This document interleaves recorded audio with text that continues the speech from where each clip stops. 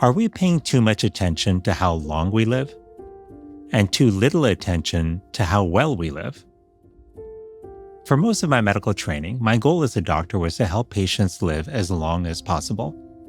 But the more I've sat with patients, I've come to question whether we've been missing something. Because more time isn't always the same thing as more life.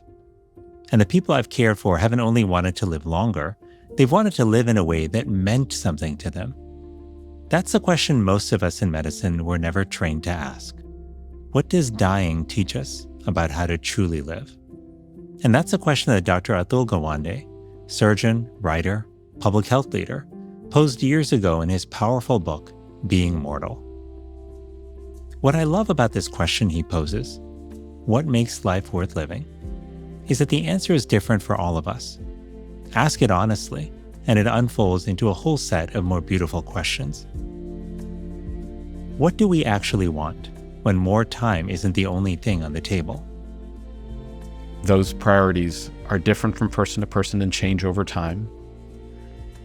The best way to learn what people's priorities are is to ask them. And when we don't ask them, they suffer. What is the role of the doctor when longevity is not the most important goal?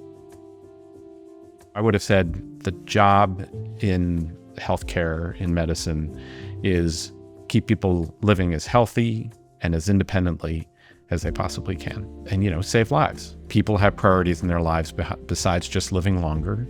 Helping people serve those and achieve those loyalties is, I think, the larger purpose in medicine. Help people live their priorities. When was the last time a doctor asked you what you wanted? What are your fears if your health worsens? What are your hopes if your health worsens?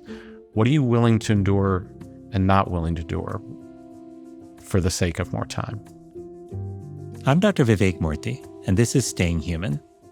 Join us in this conversation with Dr. Atul Gawande as we talk about what dying can teach us about how to live. Stay tuned. I'm excited for today's conversation because my hope is that we'll just have this conversation as friends who are going to help each other explore this question that has been on my mind more and more over the years, which is, what does it really mean to live a deeply fulfilling life? Here's a question I would love to start with. If you go back, Atul, to your childhood, can you tell me about a person or an experience early in life who shaped your beliefs about what a good life actually is? I grew up in rural Ohio in a small town, Athens, Ohio, college town near the West Virginia, Kentucky borders. And I was mainly just trying to figure out, how do I belong in a place where my parents were Indian immigrant physicians caring for people in, a poor community. It has the highest poverty rate in the state as a county. And my mom was the second pediatrician to be there. My father was a urologist and general surgeon arriving in town in the early 1970s. And I didn't belong for a million reasons. And I think everybody has this feeling like you don't belong. And so the number one thing about having meaning in life that I felt like I identified with it as a kid was whether you belong and that striving to belong. And so the people that I think of are my parents, who were trying to instill in me that, who cares if you belong? We had a funny religion with Hinduism that difficult to raise a Hindu in rural Ohio. I was already like, what are we doing? And then we're the richest people in town.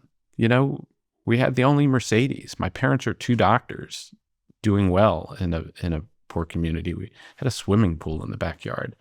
I had prospects in my life that I knew I would have, expectations and exposure from my parents that other people wouldn't have. They expected me to become a doctor, to at least go to graduate school, like forget just undergrad. And half of my high school class didn't go to college. So when I think about the people who were influential, I think of teachers who, allowed my nerdiness to flourish. But I think of that time and them as creating ways that I could belong and make sure I was trying to be myself. I'm also at this time wearing bib overalls and Rocky Mountain boots to try to fit in and trying to chew tobacco like my classmates and all of that kind of stuff. Wow, I'm trying to imagine you in overalls and chewing tobacco With my it's skinny hard little to picture. legs. Yes, and it was definitely an imitation of being, it wasn't me. Let's just say.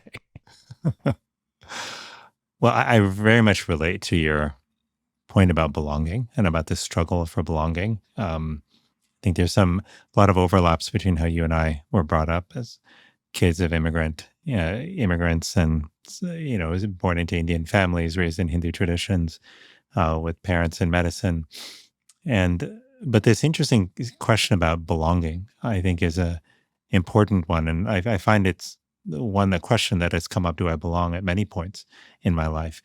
Is there a time where you came to finally feel like you belong?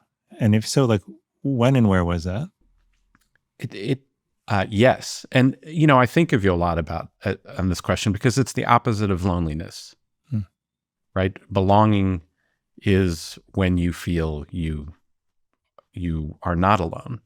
And I think there were many points along the way. I felt like when I arrived, I went to Stanford University, and there were a lot of nerds at Stanford University.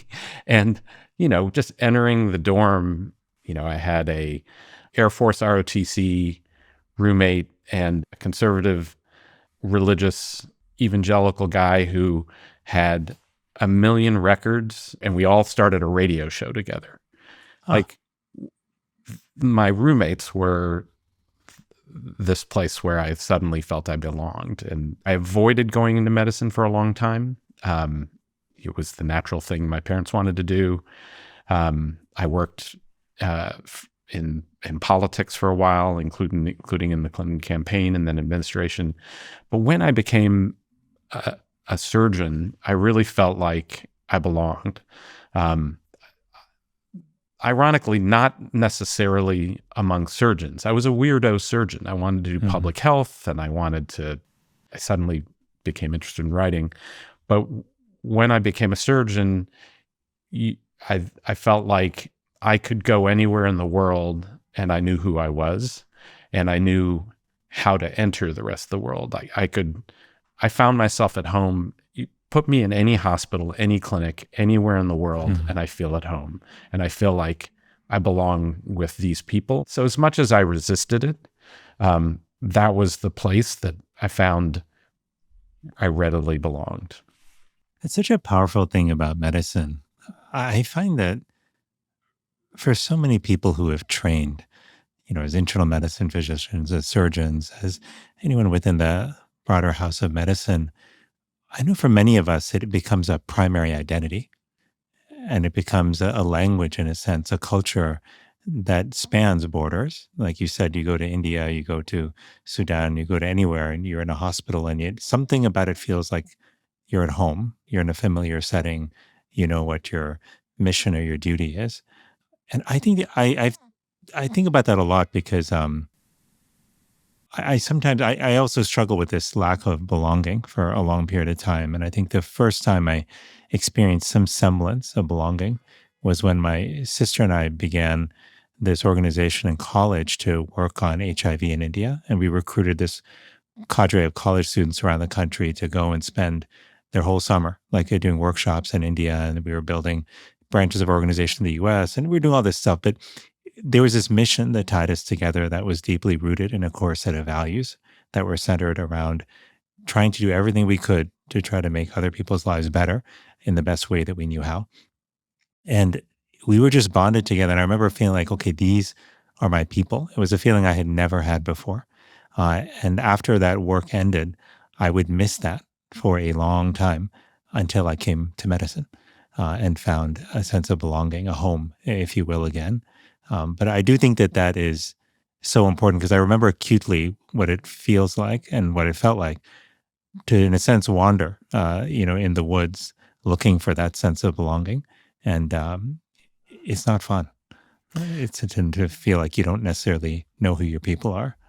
One of the things I think is interesting is finding a place where you belong, where people don't necessarily share your mission, don't necessarily share all your values, and yet you feel you belong, right? I do feel like when I go back to my hometown in Ohio, people are all over the map politically, we're all a variety of different beliefs, but I always feel I belong there now. In a weird way, even though I left long ago, I didn't feel I belonged when I left after graduation from high school, but now I return, I know people in various walks of life there. I feel like, hey, I belong. This is my hometown. This is where I'm from.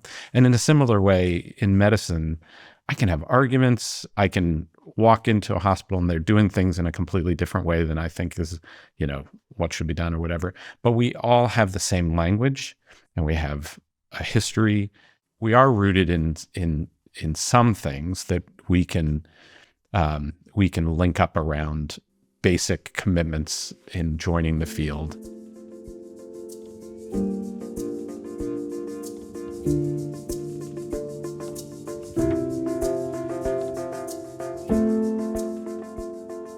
Atul, one of the things I loved about being mortal as somebody who was learning how to be a doctor and what kind of doctor I wanted to be was it really pushed me to think differently about what the most important responsibility of a doctor is.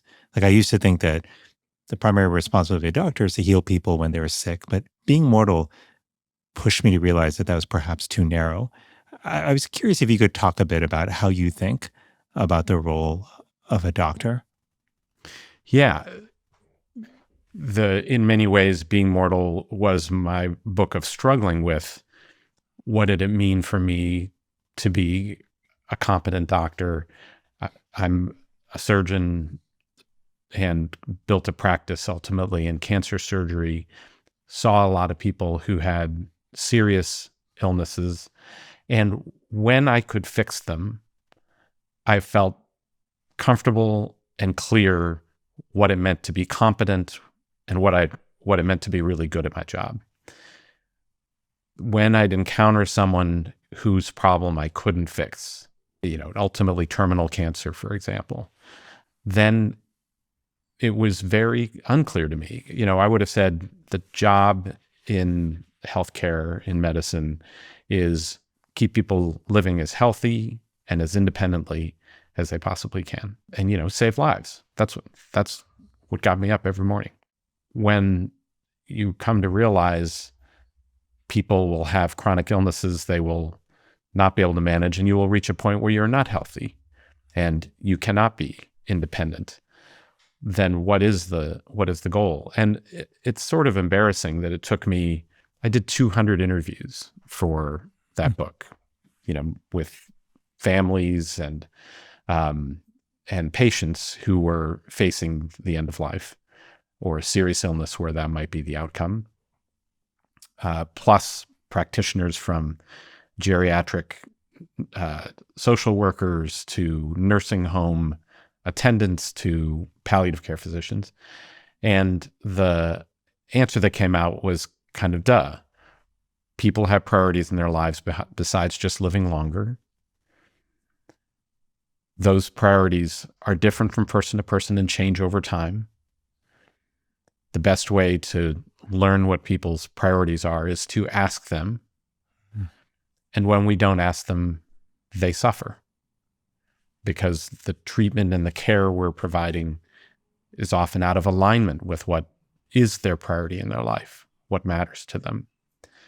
And that helped me understand that the aim is to grasp what people's priorities are, what really matters to them in their life. and to help them achieve them. It might be your country. It might be an ideal. It might be your religious beliefs. It might be your family. It might be beauty.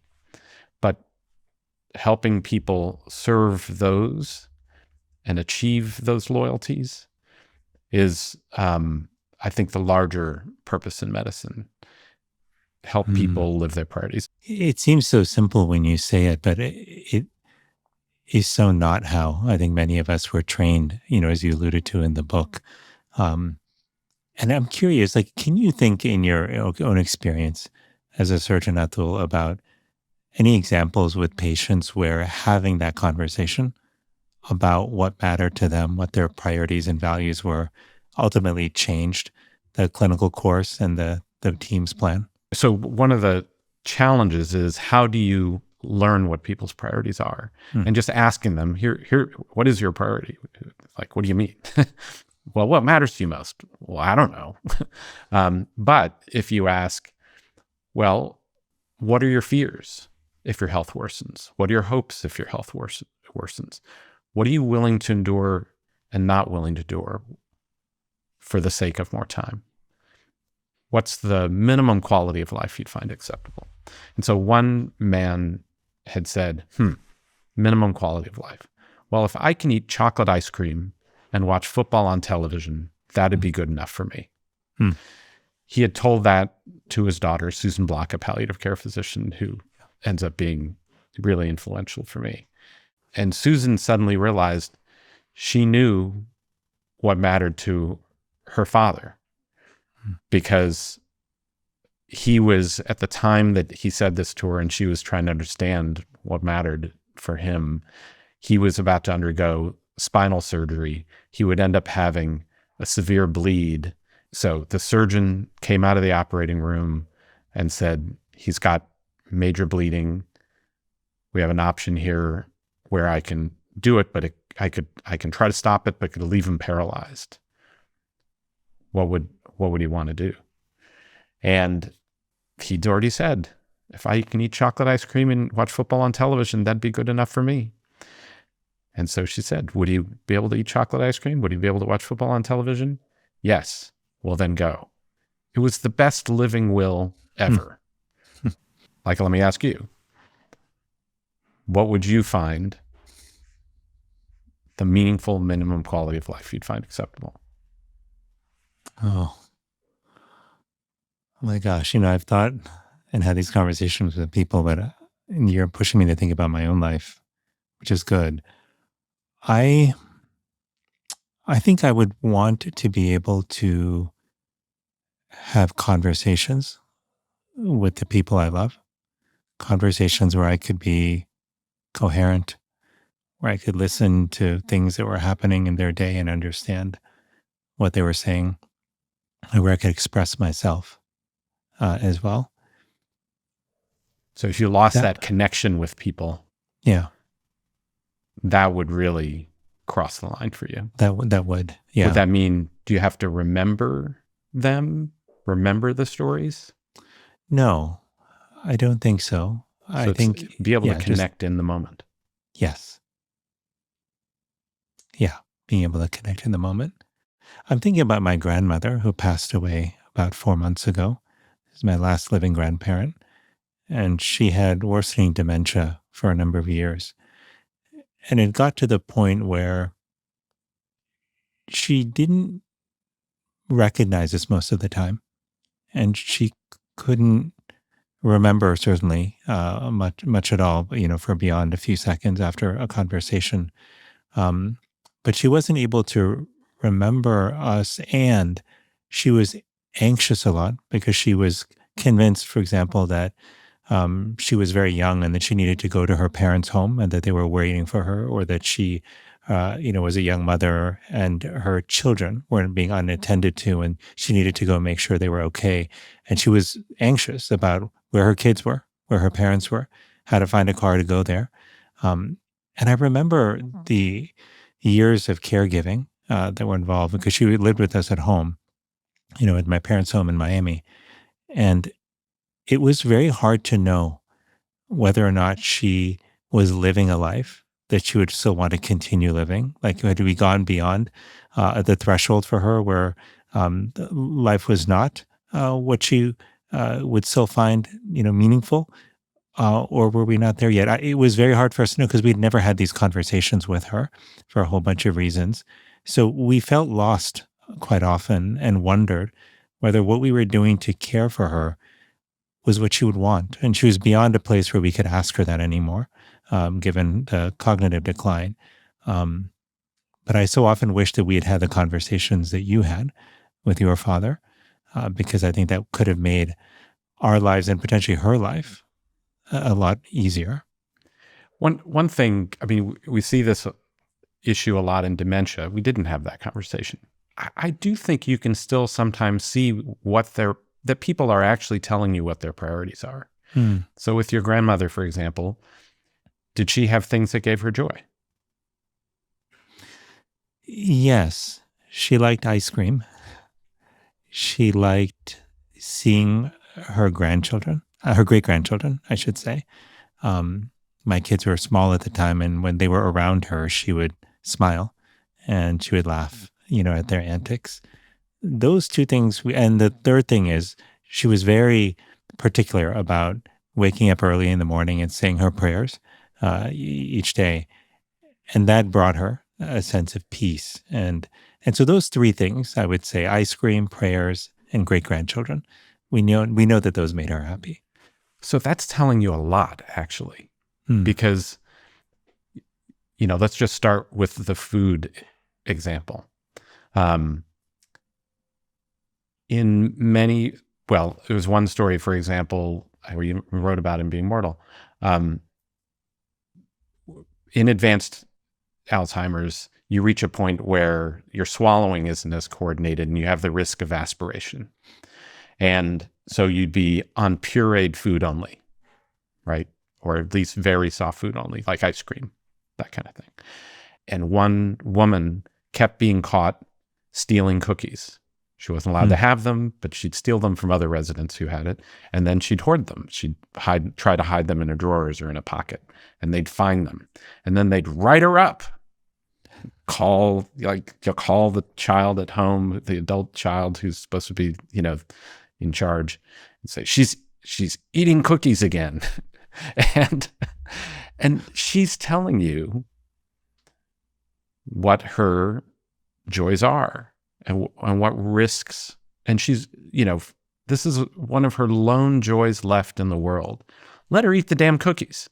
Yeah. Okay, so maybe she has an aspiration event, but she's telling you right now, right? Let's maximize these things and create connection. For my father, he said the same thing. He loved food, but what he loved about food was gathering around the family dinner table and having people and connection. He'd build, in his later stages, he had a lot of pain from his tumor, and pain control became number one. But he would summon his energy. He'd look forward to it for a whole day, an hour and a half, sitting down with people, connecting, having some mango, and being together. And so I do think people are often telling you what their priorities are, even when they can't quite tell you what those priorities are. Yeah, that's such a good point. And I will say that during my grandmother's experience, inspired in no small part by your book, which, I had read and my wife Alice had read as well, we brought hospice in early in her course. And it was interesting because, my father trained in medicine many years, obviously, before you and I trained. And he had a particular conception of hospice that I find older generations have, which is that you only call hospice in as a last resort, that they'll give morphine to people and essentially hasten their end. And so we brought them in, and we had the same conversation actually about what to eat, because she clearly was an aspiration risk.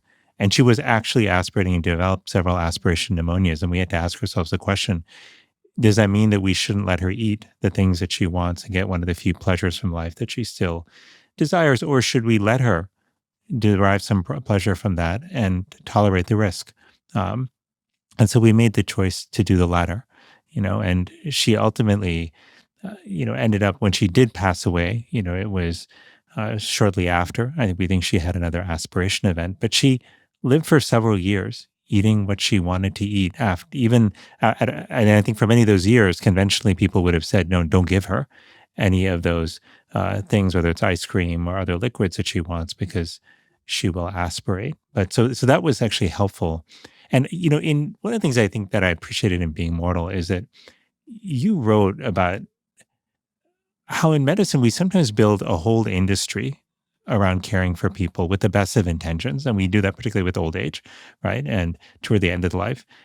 But it doesn't often lead to the outcomes that we think it will. Like I was so struck by some of the data you shared about how in multiple studies looking at people with cancer, lung cancer, melanoma, and other types of cancer, the people who actually were in hospice lived longer than those who were getting continued aggressive care.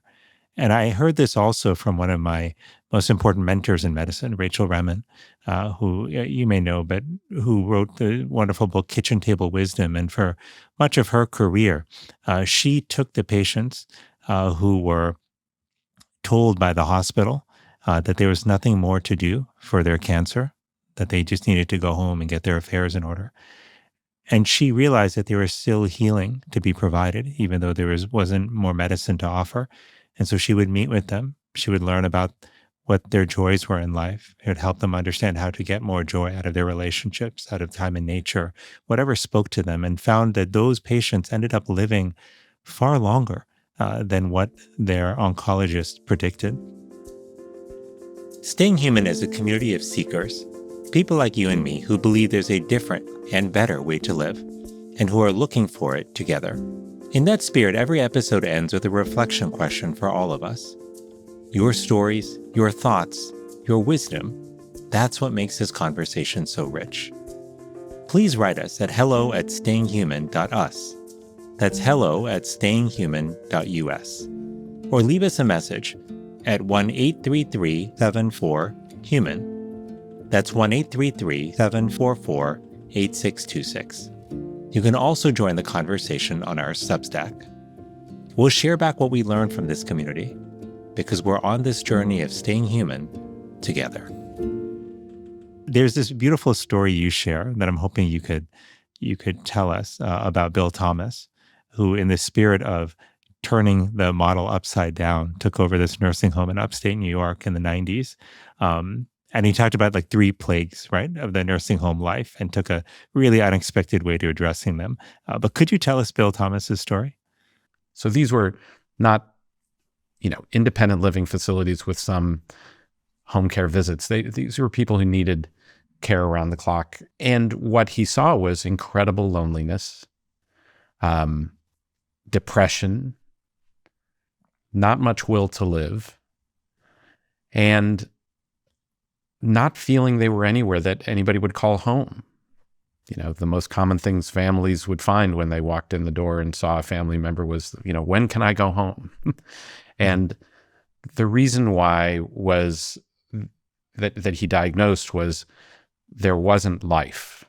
They didn't have a chance to give and share in life. And so he started by introducing plants that people would take care of and grow themselves, and then said, why can't we have pets? And he said, you know what, we're going to make this a place where everybody who wants an animal can have an animal, and made it a place full of birds and cats and dogs. And people, would have their own bird or their own cat or their own dog. And yes, the staff had to sometimes help with dealing with the, letting the dog out or things like that, and needed to make it into a friendly place for that. He ended up creating something called greenhouses, which advanced that concept further, that you needed to physically build the entire place. So it's not built around the nursing station. It's built around common living areas, and you're supporting, and you're not regimenting it like a hospital where there's, everybody wakes up at the same time and the meals at the same time, and, you get in the pill line and do all of that stuff.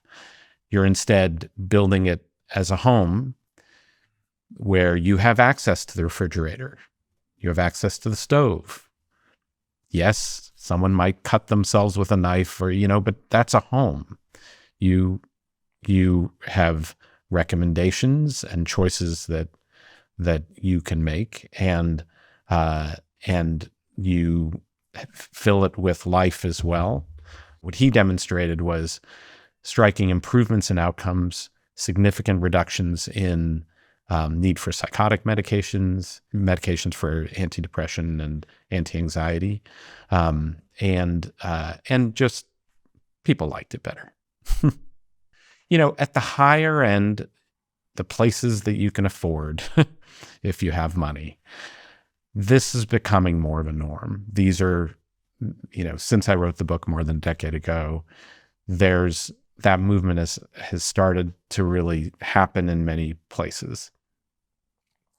Maybe even most places, because at the higher end, because people are really shopping around and they start to know this is something we should be building. Mm. It's not necessarily what is available to people, especially with the highest level of need, and Medicaid pays for the majority in the United States of nursing home care, and particularly for people who end up having to spend through their savings. That becomes the safety net for people. And many of those places are still not in a place where you are living in an environment that is supportive in this way. Part of Bill Thomas's work is to demonstrate that he could do it on Medicaid payments, which he has done.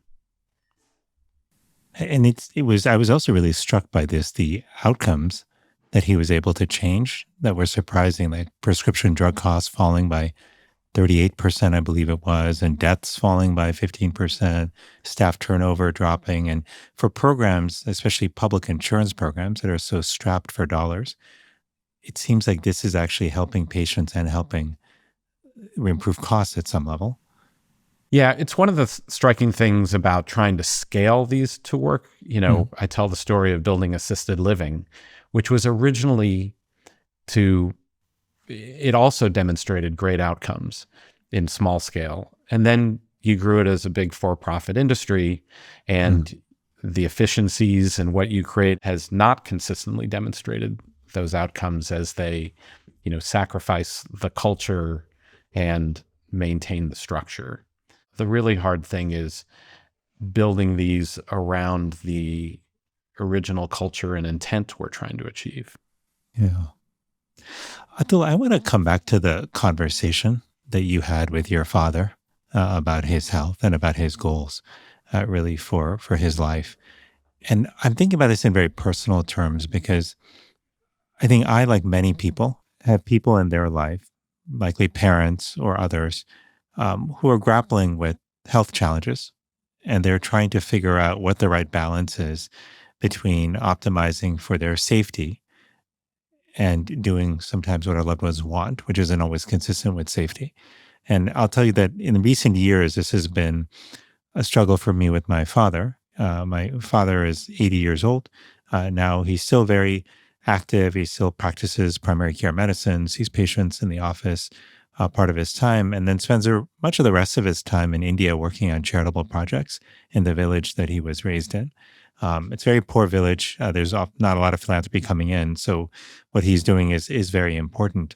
But each time he goes to India, now for extended periods of time, often 2-3 months at a stretch, and is largely there on his own, we worry a lot for his safety. Once he went and he got COVID, and they didn't have Paxlovid available. Another time he went and got dengue, and we had to actually force him to go to the hospital. And when he ultimately went there, his liver function tests were through the roof. His platelets had dropped significantly, and he was not in good shape.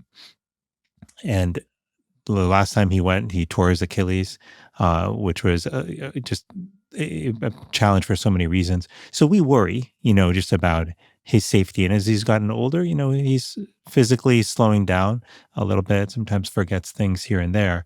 But I've been struggling to figure out how much to lean on him to make sure that he minimizes his time there, that he's in a safer environment versus allowing him to do something that I know is obviously very important to him, even though there may be significant risk associated with it.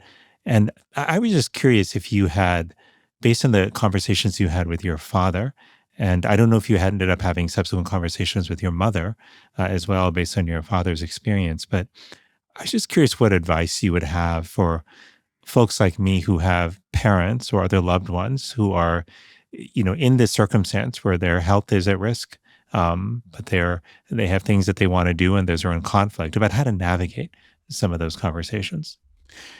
Yeah. It's brutally hard because you feel like what you want to ensure is that they are safe, which is what your parents wanted for you when you were a kid. Yeah. And that's the last thing you were thinking about. You wanted to live. Yeah. I can tell many stories, but I'll just say your dad's actually a great one. The reality is this is a priority. This matters to his life. And there's weighing the risk to others versus the risk to himself. I came to accept with some of the choices my dad made or then my mother made before she died of ovarian cancer in December of this past year, that some choices meant that there will be a crisis call, that she was taking a trip and I would find out that, she'd be in the hospital or having some trouble and we'd have to drop everything and come deal with it and accept that as part of the story along the way. People do change their minds, but it is not an event. It's a process. And you're walking people yourself sometimes through that process as well. My mother wasn't great after my dad died, living on her own in Ohio.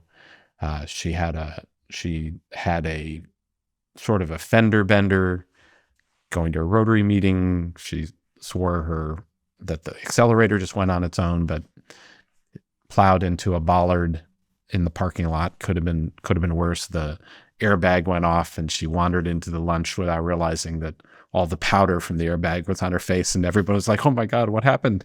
Oh no. She was hoping to get away with it a little bit. And there was some other couple of issues, and I'd started having her, we'd bring her for visits up to Boston. And every time I'd take her around to visit some of the retirement communities, so she would see that it's not as bad as she feared it was. And it was a couple years of her visiting. And then finally it was, one issue more. And I'd say, "Do you want to look again?" And she'd always walk out of those saying, "Interesting, not for me." And this time she said, "Well, remember that place we went to? Maybe we look at it again." And she made the move then at that point. Oh my gosh. But I love the gentle way in which you started and continued that conversation with her, keeping the door open for her to make the decision to ultimately move to be closer to you. And I'm so sorry to hear that she passed away recently. I didn't know that.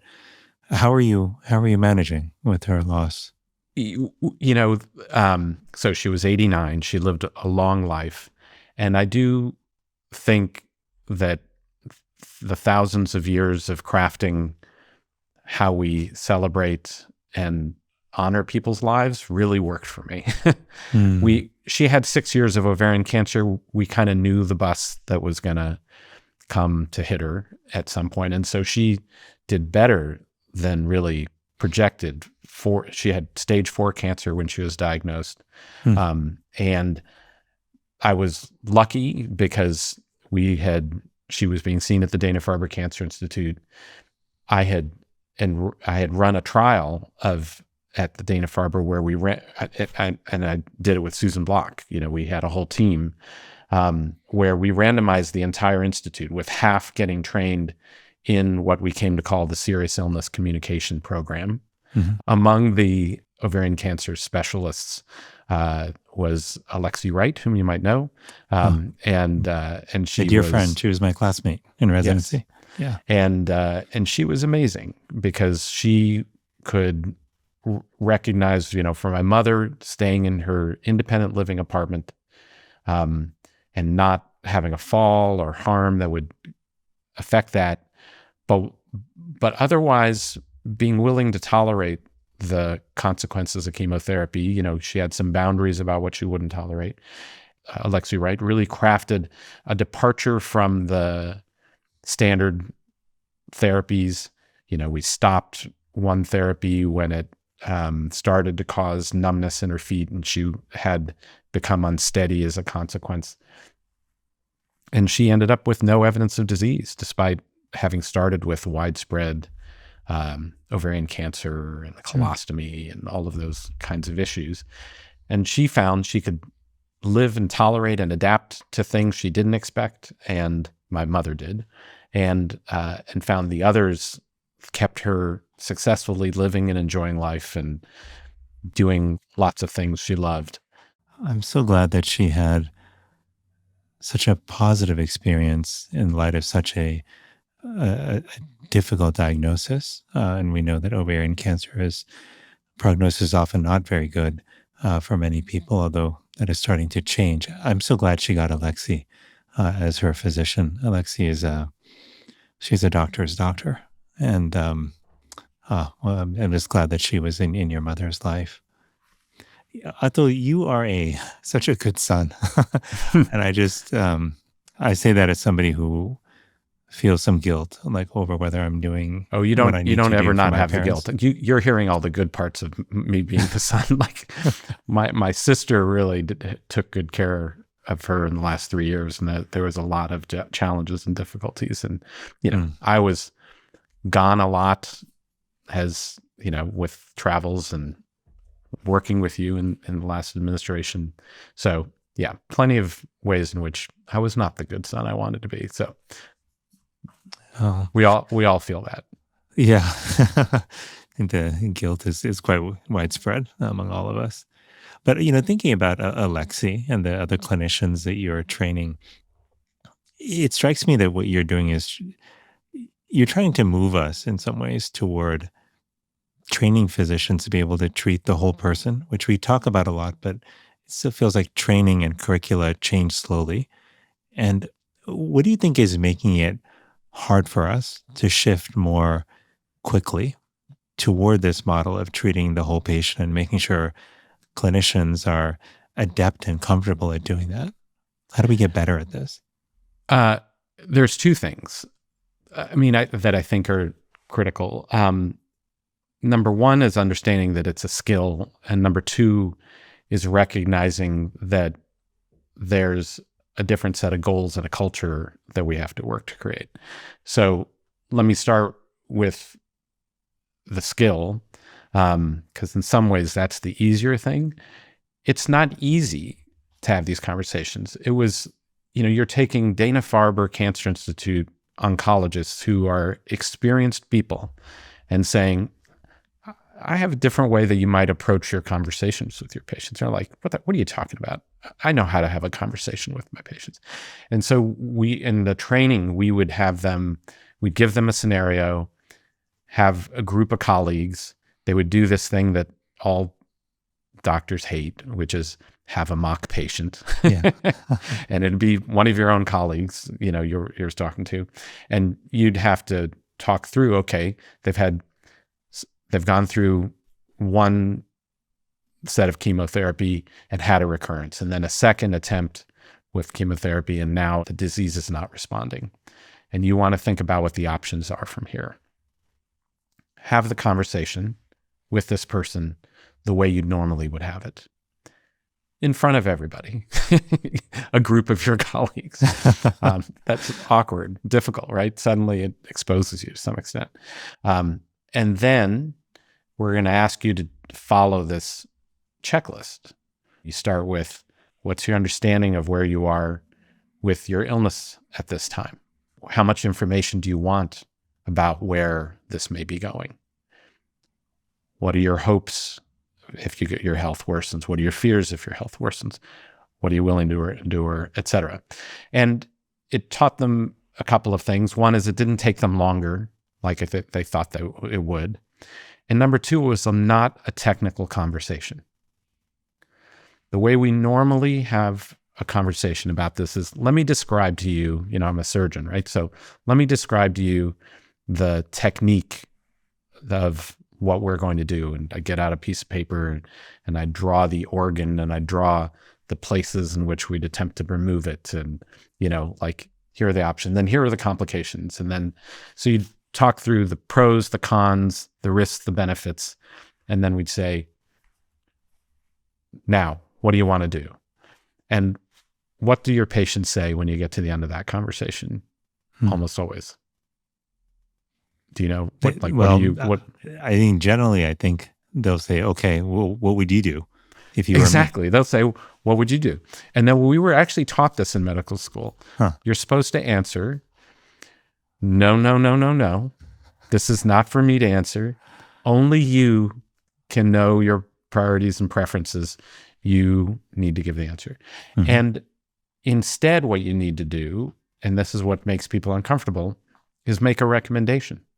But it's not a recommendation on what you would wish. You need to know what are their priorities, what are their goals. And I've got now the experience and knowledge. Here's what I'd recommend that we can do.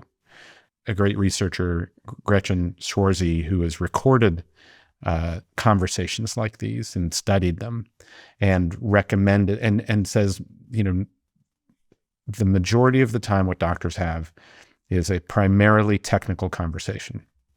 And it goes on quite long, and they talk 80% of the time.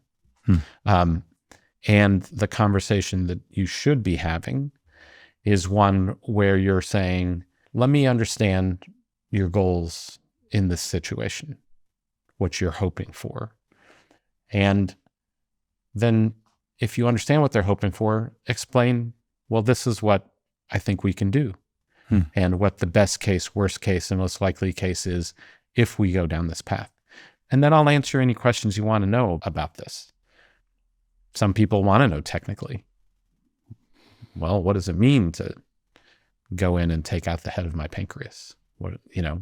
You're discussing what the best case, worst case, most likely case is in terms of how your life will be coming out of these things. Then she's shown these are not longer conversations. They're different conversations. They're much more satisfying for both the patient and the doctor. And you're more likely to have the patient feel aligned and supported by what you're going to do. The barrier is shifting to recognize we're counselors and not technicians. Most of the time, what people want is a counselor who can offer you a recommendation and goals, and reaching a point where the system regards it as not just a nice to have, it's malpractice. It's a failure not to be able to discern people's preferences and then make a appropriate recommendation to achieve them. That's the place we're not getting to yet, because there's a technical aspect in training people. There's training you do as a medical student.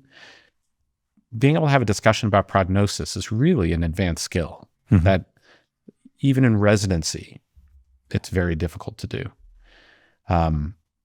And then there's the culture and the goal and recognizing you're developing clinicians who are able to be counselors.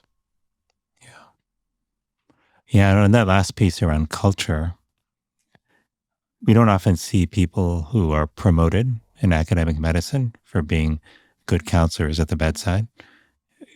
We see them promoted for other things, like bringing money in through research grants, publishing in top-tier journals. But I think our trainees look at that, as do attendings, and they clearly see what's valued. And so I think that there's a shift that has to, if we really want to shift like what is valued in medicine, we have to shift what's rewarded in medicine as well. And I think that's a cultural problem that we have.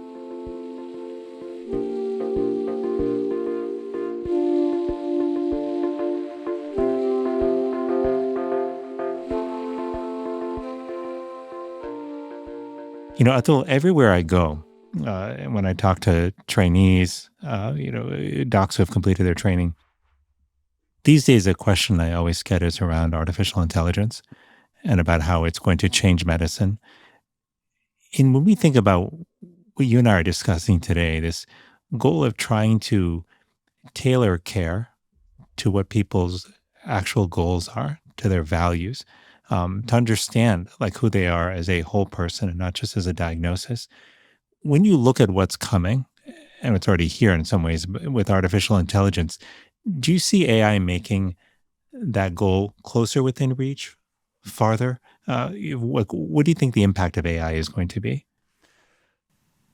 I've got almost too much to say on this, so let me just try to nugget it in a simple way.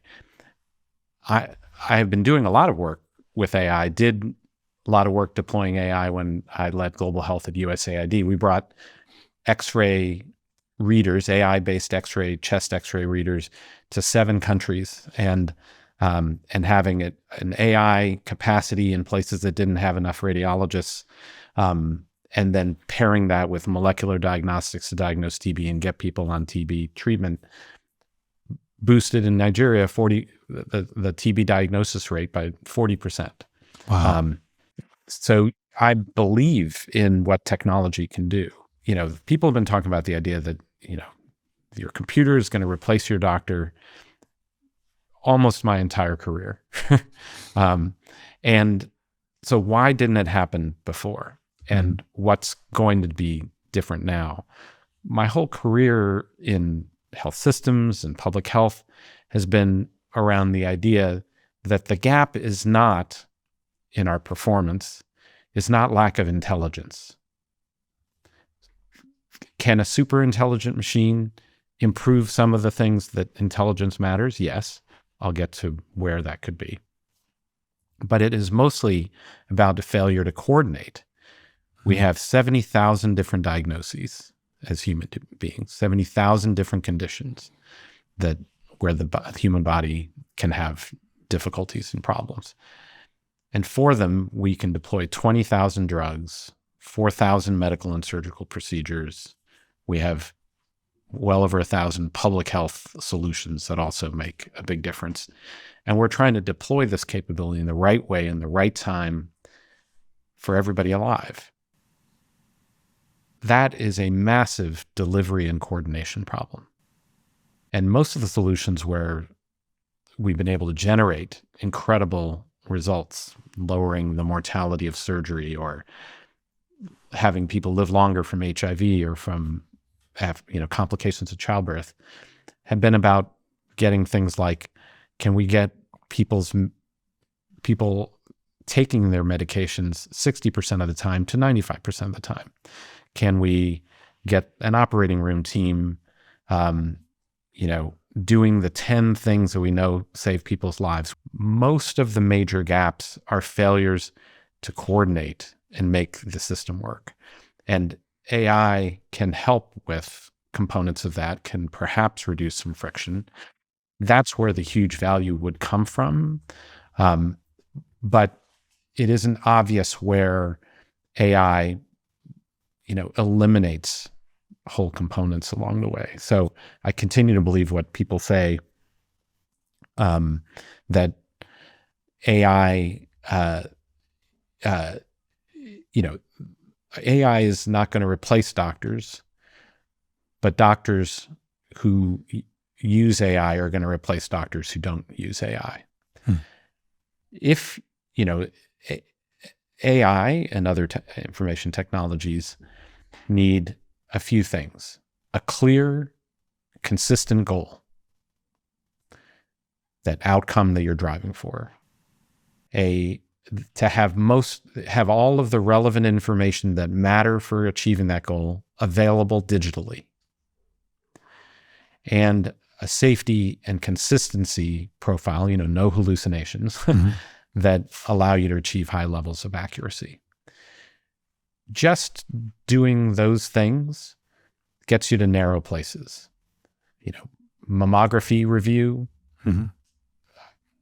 I can't imagine it's not going to be something that AI is going to primarily do.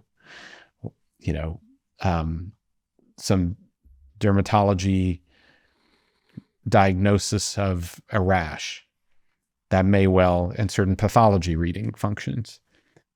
Clear outcome, maybe digitally, fully available, all the relevant context, and can achieve an accuracy rate that is that's high enough. I can see those individual functions. But now you're going to put a primary care doctor in the position of, I've got a patient with a rash. Do I prescribe the app or do I prescribe the dermatologist? And that's going to depend. Can the person manage the app? What dermatologists are available? Is there a complexity to the need that falls outside the parameters of what, like maybe it'll make a great diagnosis, but what's the right treatment given this person's other complex issues that they're on and the trade-offs they have to make? Because, the average person over 65, for example, is on 5 medications, and even choosing between those, they have trade-offs already that you're having to make. And the world of being able to be the counselor is going to be the one that is more and more necessary. And it may, in fact, push doctors to recognize this as a function that we have to fill. Yeah, I told you I could go on at great length on this one. Sorry. No, it's complicated, it's nuanced, and it's evolving quickly. What's your take? What's your take on AI? I think that I think AI can make medicine better. I think it can make it more consistent. I think it can improve diagnoses. I think it can help us with coordinating care and deploying care more strategically where the need is. I think all of these things, if designed and applied well with the right safety parameters, I think AI can be extraordinarily helpful with. And I think it can help make the average doctor better. I think it can help make most doctors better. Again, if delivered and deployed with the right sort of safety parameters. Where I'm more skeptical about AI replacing clinicians wholesale is that when it comes in particular to the human parts of medicine, and what I think about as the human parts of medicine are having a conversation like we talked about with a patient about what their values are, trying to understand what's really important to them, trying to provide them with comfort as they're going through a very difficult process of coming to terms with the diagnosis or figuring out what path they want to take forward. Because AI might say the right things. You might train it on an LLM with full of data about how to be empathetic and sensitive in a conversation. And initially it may seem like it's saying the right words in the right sequence. But I think part of what is meaningful to a patient when they have a conversation with a doctor is I think the same thing that's meaningful when you have a conversation with a friend, which is knowing that there's a real human being who's had real experiences to it. And through those experiences, they can relate to what you're talking about. They can understand that it's important for you to be able to walk your child down the aisle because they perhaps have a child as well, or have cared for patients who have had children and see how much joy and how important that is, in your life. I think our stories as human beings are part of what make for a therapeutic relationship between a doctor and a patient. And the truth is, AI doesn't have its own stories. It doesn't know what it feels intrinsically like to experience joy and heartbreak and pain and discomfort. And so I think that part of medicine really matters. And to me, it's part of understanding the whole person, but responding as a human being and a clinician to somebody who's suffering or going through a difficult diagnosis. And that's why I think that AI augmented medicine can be powerful and I think could be very beneficial. But I don't think that AI can ever fully replace a human being when it comes to ultimately providing the care that you need. One challenge I have with what you just said is that I think a lot of people don't feel they have that empathetic relationship with a clinician. Most people don't feel they have any clinician who knows them. Yes. And aren't, the average working American has a $2,500 deductible or higher just to get in the door and see a clinician for most things. So they're trying to avoid many of those interactions, and turning to an AI in that circumstance can feel like the easiest, friction-free, lowest cost thing to do, especially if no one's going to charge a deductible for it, right? Yeah. And I think I agree with what you have to say, and yet I also think our system's not delivering on it. And mostly what people have are technicians. And if I'm just looking for a technician, then an AI may be what will provide that. I think the challenge right now is in a world of technicians, people still are not necessarily going to be able to easily use AI, because my experience with it right now and observations with others is it's increasing the fragmentation rather than decreasing it. I think it's an augmentation for the patient and the doctor, but on the whole, for a while, it's going to be increasing fragmentation. And I do think we all are hungry for a more humane relationship-based experience in healthcare. In order for that to be more successful, we need more relationship-based life. In order to be more successful. And the push of technology is driving us, if anything, away from that.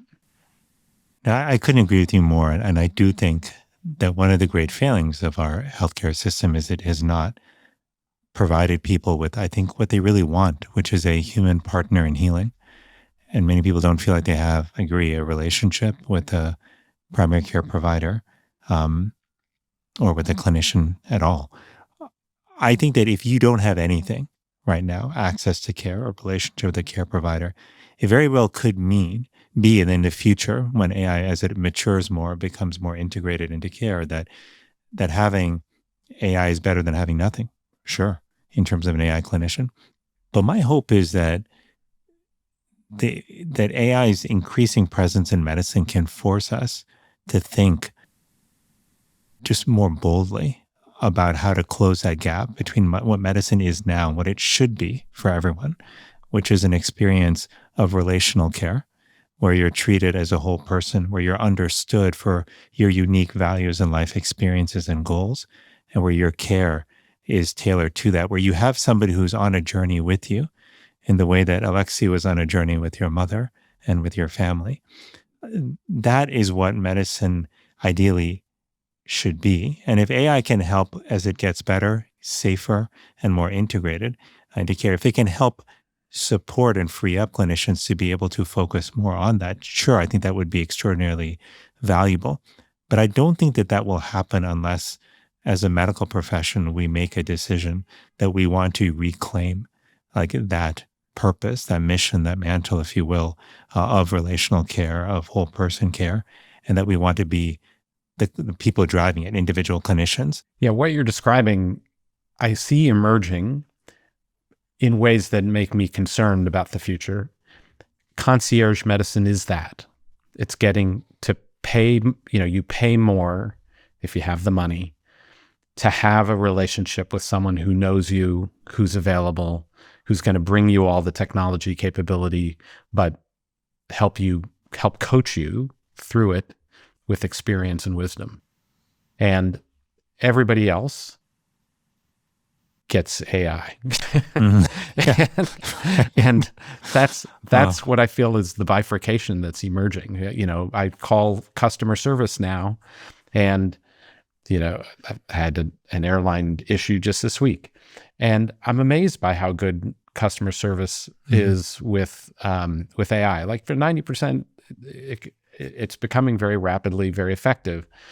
But it's a world where, so I can get the AI without a half an hour wait. It can solve some of my problems, and then I can depart it.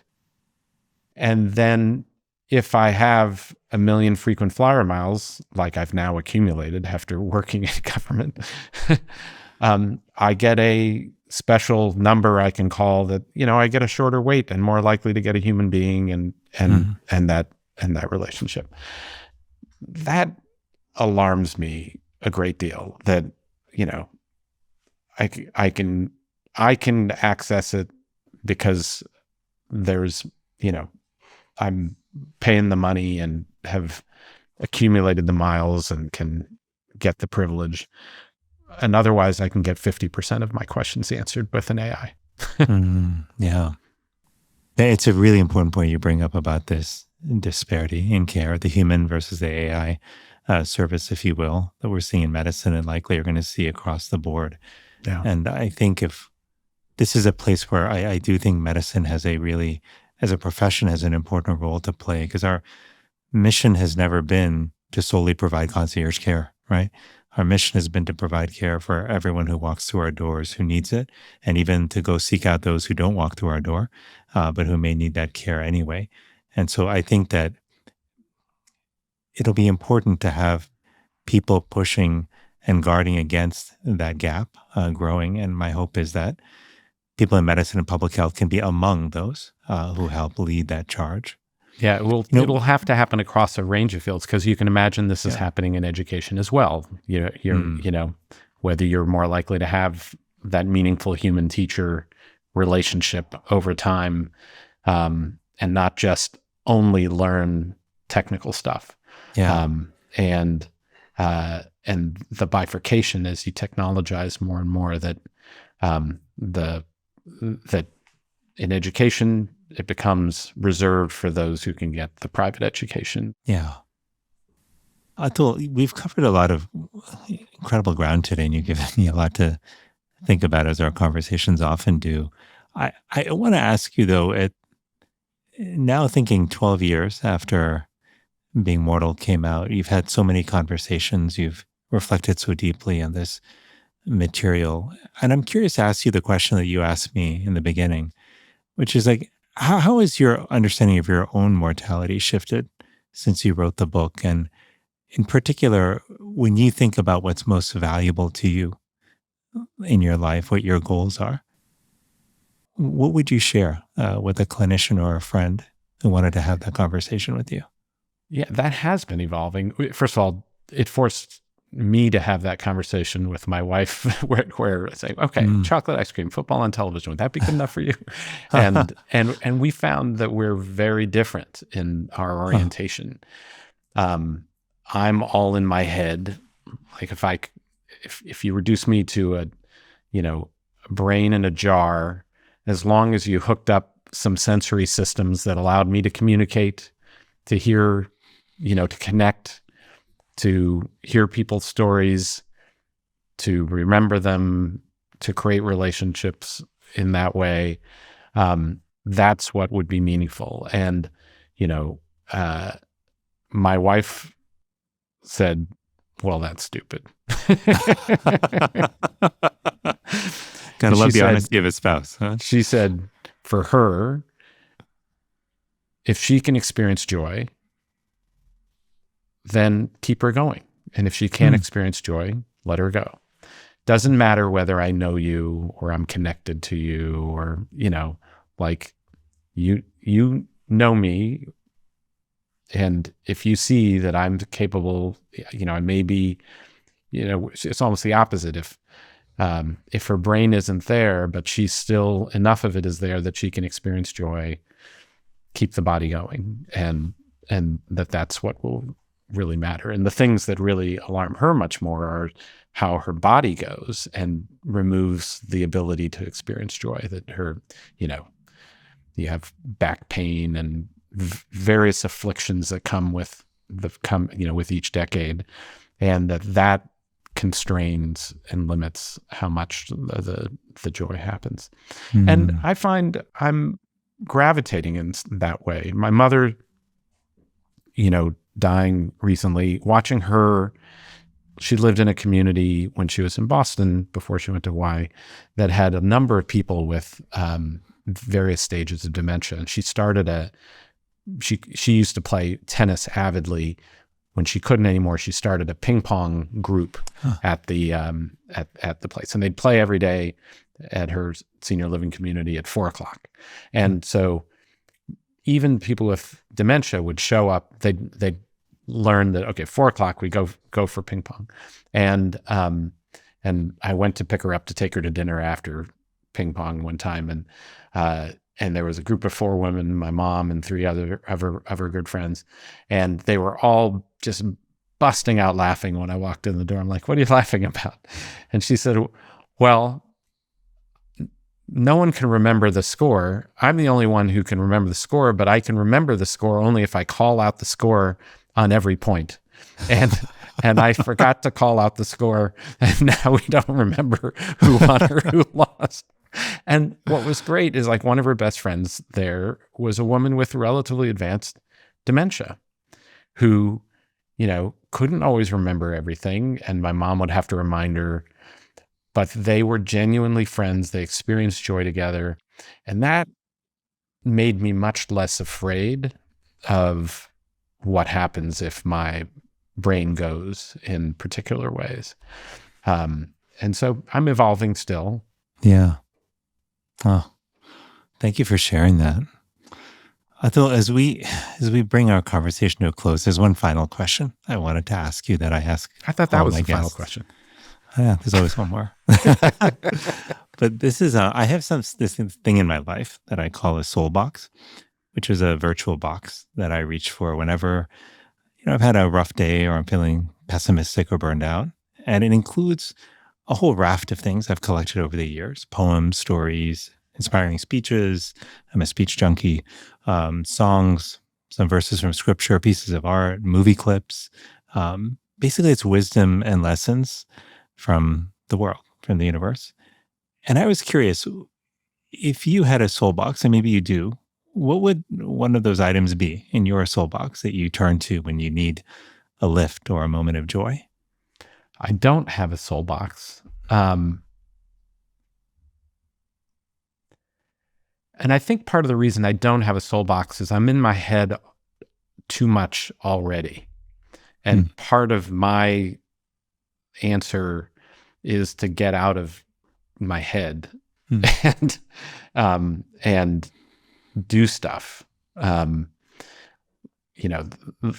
Getting out on a tennis court, going to hear great music, and just music is one of the things that gets me out of my head and gets me back into feeling capable. But I think